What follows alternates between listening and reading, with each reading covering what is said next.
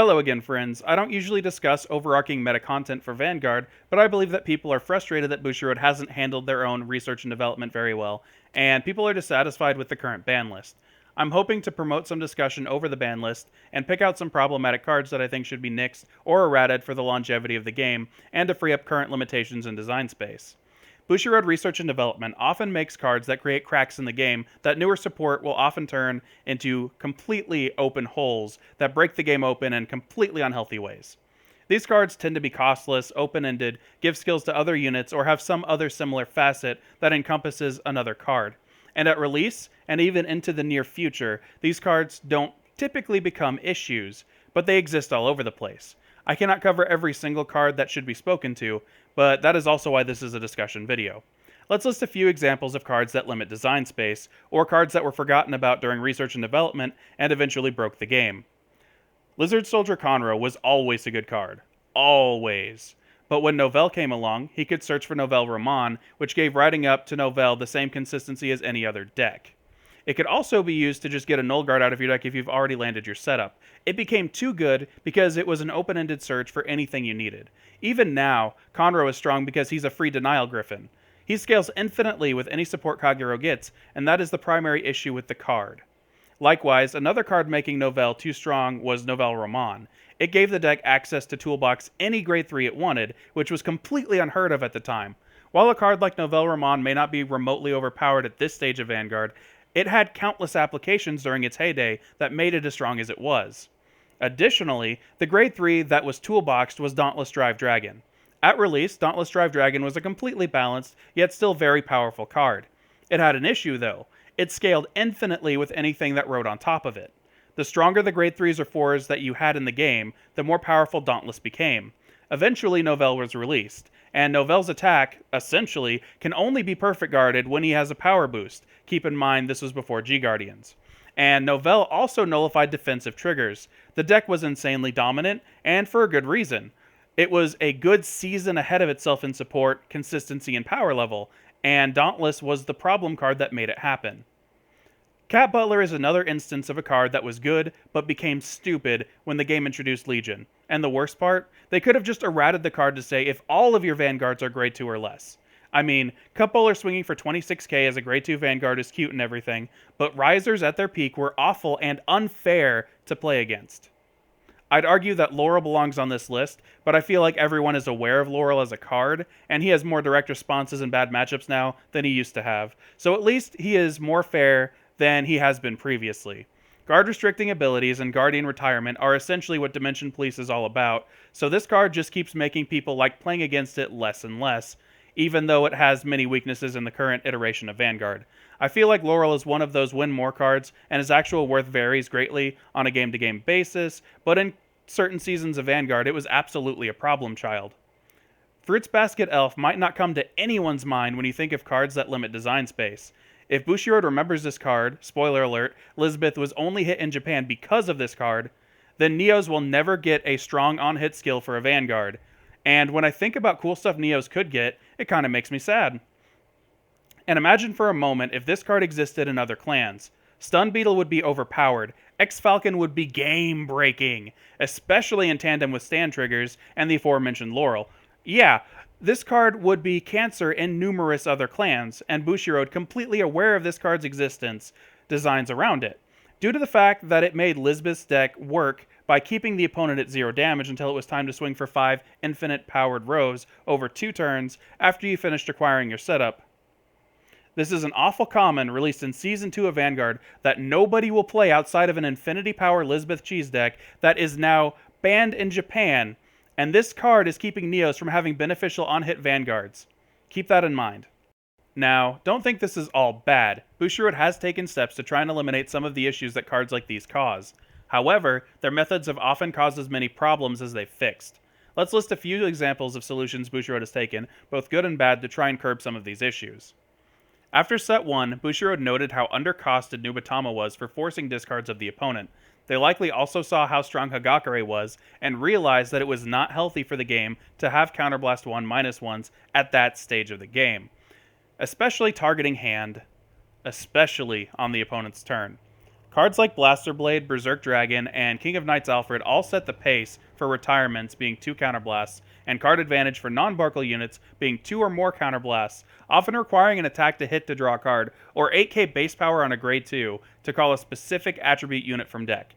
Nubatama's cards were, in all honesty, insanely undercosted for the advantages they brought, over 2 full seasons ahead of itself in cost-to-benefit ratio. Bushiroad decided to axe the clan completely and start over with Murakumo. While the Arresters, Zanbaku, and their support card should probably be Nubatama at this point, I still feel like it was a good idea from Bushiroad to hold off supporting Nubatama until the rest of the game caught up to their undercosted Set 1 cards. The game would not have been ready for Nubatama to get Vanillas, Zanbaku, the Arresters, Triggers, and a Null Guard. They would have been busted with just that if released at any point in time before Season 3. So 1 point goes to Bushiroad for handling this the proper way. In Season 2, Bushiroad decided to seal away Shadow Paladin, Royal Paladin, and Kagero in order to give support to other clans. They ended up making Gold Paladin and Narukami, which did, essentially, the exact same thing as the previous 3 clans. I personally dislike that they did not really alter the aesthetic or mechanics of Golds or Narukami until Season 4. Narukami was just retire more but randomly. Golds were just call for cheaper but off the top of the deck instead of searching. They felt exactly the same, only not as good. They were just carbon copies, and that was all kinds of meh. Bushiroad did not give any clan solid enough support to match the cross-rides that they had created at the end of Season 1. I think that Bushiroad did a poor job handling this. They literally created the same aesthetic for these clans when Royals and Shadows were already double-dipping. Having 3 clans with Paladin in its name is honestly silly, and it never succeeded in solving the issue that Bushiroad was trying to fix, which was balancing out the game and having other clans catch up to the playability of Royals and Kagero, as both were back by the time their Season 1 decks stopped being dominant. 1 point against Bushiroad. Royal Paladin going into Set 10 was considered a problem child for Bushiroad. They knew that Royals were popular, and they wanted to make sure that they didn't dominate the metagame again, like they did previously with Majesty Lord Blaster and Barkle's Soul Saver. So in order to curb this, they decided to go full Archetype. Now, Archetypes can limit support to a select few cards and, when done right, can be a nice addition to the game to limit unique and powerful effects to a single subsection of cards. I'm not opposed to the inherent idea of Archetypes. But Bushiroad printed nothing but archetypical cards in Set 10. I mean, sure, they got vanilla cards everyone else got, like plus 10k when a grade 3 enters the Vanguard circle on a grade 3, which was played by nobody other than me ever. Counterblast 1 Royal Paladin to have a 12k attacker grade 2 with an 8k base power, and Limit Break 5 attacking Vanguards with plus 2k when attacking Vanguards as rearguard. Except Palamedes invalidated that already, so Royals got absolutely zero support for anything other than Jewel Knights in Set 10. And while the Break Ride could have been played in older decks, it was garbage, plus 1 crit and 10k. It was one of the worst Break Rides that we got in the entire game, so it never ended up being played in non-Jewel Knight decks. This was amplified more so with Set 14, where they released another Archetype and chose not to support old Royals at all. Ages after they stopped being a problem. With Barkle dead, Soul Saver was gone, Alfred was hopelessly obsolete, MLB couldn't mesh with any of the new cards like Sanctuary Guard Dragon because of Lord. They literally got no cards they could use for 2 full seasons. Seekers were aesthetically similar and brought back older cards from Season 1 into their ranks, so I'd give that a pass as supporting the older Royals builds, kind of, but ignoring support for such a popular clan on these bases after they had left the game completely and stopped being problems felt like a poor way to manage the original issues that Royals caused. They didn't come back when they would have been fair like Nubatama did, and instead just got swept under the rug until Season 2 of Vanguard G. That was 4 seasons without real support just because they were an issue in the first season. 1 point against Bushiroad. Legion format brought a new restriction to the game. When your Vanguard Legions, and if your Vanguard is in Legion, these support cards were often leagues above cards in the Limit Break era, and completely exclusive to the new mechanic. This was essentially a money grab to invalidate old mechanics and force the use of new mechanics. One could argue that the insanely high base power of Legions did that already. While Break Rides could still be used with Legion cards, Legion locked cards could not be used in the older decks. This was Bushiroad's way of saying, out with the old, in with the new. Is this a good or bad thing? Honestly, it's neither. It's a valid way to progress the game in certain instances when done correctly. Did they do it correctly here? Haha, nope. So what was the big problem with how this was implemented? Season 4 itself. Season 4 contained all of 5 sets, only 2 of which were main sets, leaving out a large chunk of the clans in the game from getting Legion-focused support. Most of the Legions ended up being completely archetypical support, while other clans didn't get anything at all for their archetypes to this day. The Legions that didn't promote their archetypes were almost never used. The support was greatly variant in power level, inconsistent in how much support was given to each clan, and too little of support was given to too many clans. And the mechanic itself was completely forgotten about outside of the occasional Revival Legion, and giving each clan that had not gotten Legion support in Season 4 its second Legion once Stride was released. This became problematic because they decided to axe Legion after an insanely short time and dive straight into Stride support exclusively outside of said Revival Legions, and the second Legion for each clan that didn't have support in the Legion sets. And this introduced yet another new problem. Generation Break cannot use Legion support cards. It invalidates Legion support due to the power creep, and Legion as a mechanic just doesn't get support anymore at all. We have even gotten new break rides every so often, but we just don't get Legion support. Generation Break was a way to slow down the game by restricting the early usage of rearguard effects while ramping up their power, similar to Legion Lock. A short-term loss for a long-term gain, essentially. Units like Knight of Twinsword are a prime example of how far they were willing to take this, even when the idea first dropped. A card like that would have been unheard of before, especially for that cost. Cards like Constance had to both hit a Vanguard and spend an additional counterblast just to get a somewhat comparable effect. In this sense, in the same way that Bushiroad released Legion to invalidate earlier cards, they also released Stride to invalidate Legion. Was this a good way to push new sets onto us? I honestly don't think so. 2 more points against Bushiroad. Legion would have honestly been a +1 if it didn't die so fast. If they had bypassed Legion and gone straight to Stride, that would have been fine too, but printing an entire type of support and then invalidating it instantly is just poor card design, so I'm docking points there. I have 2 more examples for you, one where they did it right and one where they did it wrong. Let's talk about 2 particular cards that were so strong that Bushiroad decided not to support their archetypes in their most recent sets. Machining Destroyer and Flash Ripple Odysseus. For this latest set, Aquaforce didn't get a single Ripple card.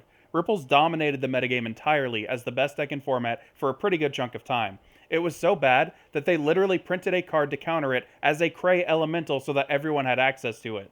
Now, Bushiroad was obviously reluctant to give Ripples support due to fear of a resurgence. I think that fear was somewhat unmerited, but Ripple as a deck is so hated that Bushiroad probably made people happy with their decision, so we will give them a point for not recreating the disaster of Ripples. Conversely, Machining did get 3 cards in their archetype. A Vanilla Heal Trigger, which they already had, a Grade 1 that can rest itself and stun itself to stun another rearguard, and a Grade 2 that always stuns itself, and you have to pay a counterblast to stand all copies of itself on your field. Mind you, Machinings have 2 12k attackers and an 11k attacker that is, on hit, stand a rearguard, stun a rearguard. So, this card is roast poop on a stick. Did Bushiroad want to give Machining anything good? The answer is obviously no. Was it correct of Bushiroad to print cards that are worth less than a sheet of toilet paper? No. Vanguard has enough jank in its sets. I actually really like jank, but this is unplayable jank. Minus a point for intentionally printing completely worthless cards as a means of keeping an archetype in check. We've covered some problem cards, and we've covered what Bushiroad has done to deal with problem cards outside of their fighters' rules and ban list. Now it's time to talk about those. Bushiroad has shown that they want to take care of issues with certain cards without banning any card completely. I don't disagree with this approach at heart, but some cards are problematic because they can be toolboxed from any location. An example of such a problem card would be Urwatar, or Melum, or TikTok, or Nightrunner, or Nightcrow. And when we give toolboxing clans overpowered cards, a 1 of restriction doesn't get the job done in dealing with the issues that are created by these cards. Yet, Bushiroad is still firmly opposed to doing anything about these cards, and even hitting them all to 1 would not be particularly problematic for any of these decks. So what are Bushiroad's options in dealing with these problem cards? They have many options available to them. They can limit current cards to prevent an oversaturation of problematic cards. This fixes issues with many cards that require multiple copies of itself to loop multiple times, such as Refos, Lisbeth, and Taro. As we all know, this fixes the issues with several cards, but several other cards are practically unaffected. This is their current choice for solutions, and I don't believe they are doing very well with this implementation. They could also choose to ignore the strong decks until something new eventually power creeps it out, which was one of the main facets for Season 4 going into Season 5.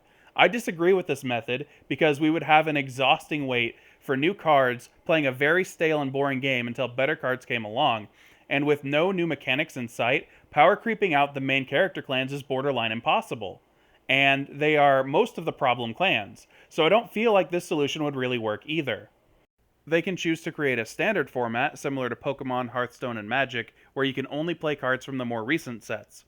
This doesn't fix our Grand Blue or Gear Chronicle problems, so I can see arguments against only doing this, but it's honestly not a bad idea. Look at the cards that have caused issues in the past. What were they typically? Weird, janky commons that nobody even wanted to touch until newer support made them overpowered in ways that they simply were not intended to be. Cat Butler, Wiseman, and Fruits Basket Elf are all examples. These cards would have long since faded out of existence during the respective formats where they became problems, and several cheesy decks would not be playable if we had a standard format. I think there are good arguments for and against a standard format. I personally wouldn't be opposed to it if it was done correctly, but let's be honest, G-regulation does not fit the bill for that. Another potential solution would be to create fighters rules similar to how Sword Me was restricted to decks containing only Jewel Knight grade 3s, in what scientists are referring to as quite possibly the most useless ruling change that the English card game has ever received. I say this because Benon had already replaced Sword Me in these decks by this point, since it's simply a better, more versatile card. But that's neither here nor there. Bushiroad could have made a fighter's rule that says Nightcrow can't be used in the same deck as the new Grand Blue starter that gave it an infinite loop, only requiring 3 cards. Mind you, they've already errated this card, so it's no longer an issue. Or we could ban Wiseman and Taro in the same build. There is potential here, but it also quickly becomes convoluted. I don't think there is a good way to manage this particular setup, even if it did fix many issues. Like making Melum and Urwatar mutually exclusive in decks would be awesome. Another solution would be to ban problematic cards completely. Wiseman was a Season 3 common that nobody played. Cat Butler was a Season 1 common that nobody played. Fruits Basket Elf was a Season 2 common that nobody played. These cards are old and really don't have any business in the current metagame. If they wouldn't be afraid to axe cards like these, that really shouldn't be around to begin with, then that opens up the possibility to ban problematic cards like Melum. Will Bushiroad ever do this? I honestly doubt it. They have never once in the history of Vanguard banned a single card from being played at all, outside of 2 cases that don't even really count. One is Epitome of Knowledge Sylvester, which is banned by its own card text. The other is Oracle Guardian Hermes, which never got made into a real card for some obvious reasons. Oh. And I guess there would be one more. Wild Hitter, banned in English 4 years because Bushiroad refuses to print the card. That aside, I have my real proposition for Bushiroad. It's something they've implemented in Buddy Fight. It's called changing the text on the card, or an errata. Typically, erratas are used to make cards function in line with how they were intended to function, essentially to cover the issue of misprints. Recently, however, Bushiroad completely errated a problematic Buddy Fight card that created a severely undercosted loop for what would be the rough equivalent of the Wiseman loop in Buddy Fight. The card, Guilty Wave, costed 2 gauge and lets you grab a Dark Hero back from your drop zone. Dark Heroes have an impact monster that goes to the drop zone and gives you a gauge after it attacks. Guilty Wave also returns to the hand after it attacks. In order to keep this from being 1 gauge for 2 swings at 3 damage, they changed Guilty Wave to say, choose a non-impact monster Dark Hero from your drop zone and add it to your hand. This stopped that loop completely and made the deck much more fair to play against. Previously, you needed to have counter destruction in your hand or you lost the game. Now, why am I bringing this up? Well, I think Vanguard could take other useful things from Buddy Fight to help make the game more fair and balanced. Here is one example. Buddy Fight has both once per turn and named once per turn abilities. Once per turn abilities function identically to Vanguard's. Any unique unit can use this skill once per turn. However, named once per turn abilities state that any card with that ability name cannot be used for the rest of that turn, even if it's from a different card. One card in particular would be completely fixed with an errata like this, Nightcrow. If you could only revive 1 Nightcrow each turn, that card would go from busted to completely balanced and healthy. Likewise, Refos could come back at 4 if you could only use 1 Refos period in a single turn. Lisbeth's loops would be completely gone. Simply adding a normal once per turn to Wiseman would fix that card, and it would go back to the trash bin it belongs in. Here are 5 problem cards that I think could stand to be altered using the methods that I have mentioned in Buddy Fight or previously used by Vanguard. Let's start with simple and move to more complex after. Again, these are not the only cards that need to be changed, these are just 5 that I'm pointing out. Wiseman could be errated or hit in many different ways to remove his functionality, but I think a simple once per turn errata would fix him perfectly. It stops the loop, and one high power restanding rearguard attacking just twice is fine. Genesis would still be in a solid spot and have more support coming in the near future while eliminating the cancerousness of the Wiseman loop. I think Taro is too important to Genesis to keep them competitive to be the card that is gotten rid of for the Wiseman loop, and it's very easy to design around. They are very aware that Taro exists, and future Wiseman will not be printed. The next card on the list is Floral Paladin Flogel. This is a problem card for a few reasons. It functions like a mini Wiseman loop, but has actual costs in it, and the attacks can reasonably be guarded. Typically, this on a regular turn is the standard expectation, and people want this card and Sanctuary Guard to not work together. I'm in complete agreement with this idea. All I want to do is append the same text that Blaster Friend Barkle has. If you have a Blaster or Alfred Vanguard, then you can use this card. I think limiting the Blaster engine to specific builds will tone down the dominance of Royal Paladin's Grade 2 game and bring about a healthier metagame where Royals will finally be allowed to get non-Brave support that isn't trash again. The third card is Nightcrow. I touched on it earlier, and my suggestion then is my suggestion here. Power-up loops, even potentially infinite ones with the new starter pre-errata, field rescalability, and other facets of Grand Blue are simply too strong to allow a completely costless card to swap with another card on the board. This card could be fixed with either a named once per turn or an actual cost to swap it with another unit, like a Soul Blast or a Counter Blast. Named once per turn keeps the card very true to itself and fixes all of its balance issues, so I would recommend that. Finally, there's Melum and or Urwatar. Urwatar is very difficult to nerf without killing the card completely, because by itself it's not broken, and nothing can time leap into it. So, only one card is typically used to toolbox it from the deck, and that's Melum. Melum, on the other hand, is a hot friggin' mess of a card to try and balance, because it's broken in about 7 different ways. It is a grade 1 unit that can hit grade 3s unboosted, then swaps out for a grade 0 which lets you draw cards, and then also shoves itself back into the deck so that it's ready to go again, which it will do 2 more times that turn because you're going to time leap that Urwatar back into the Melum that's going to attack again, and it just creates this stupid loop that needs to be stopped. Limiting it to 1 copy per deck doesn't even do anything because it's shoving itself right back into the deck. So unless you write it or damage check it, it's always going to be there. And even if you do those things, soul blasting it out or healing it out of your damage zone, and then using Uluru to put it back in your deck will eventually lead you to having that Melum available to use. The most obvious choice here is that we can just ban this filth from the game forever, and I am 100% behind this. I think that's a great idea. The second choice would be to rewrite the effect of Melum to make it less, well, cancerous. But the more you delve into it, the more you realize that it's a problem card that cannot be fixed. It's either going to be complete garbage or still broken. There really isn't a middle ground for the card.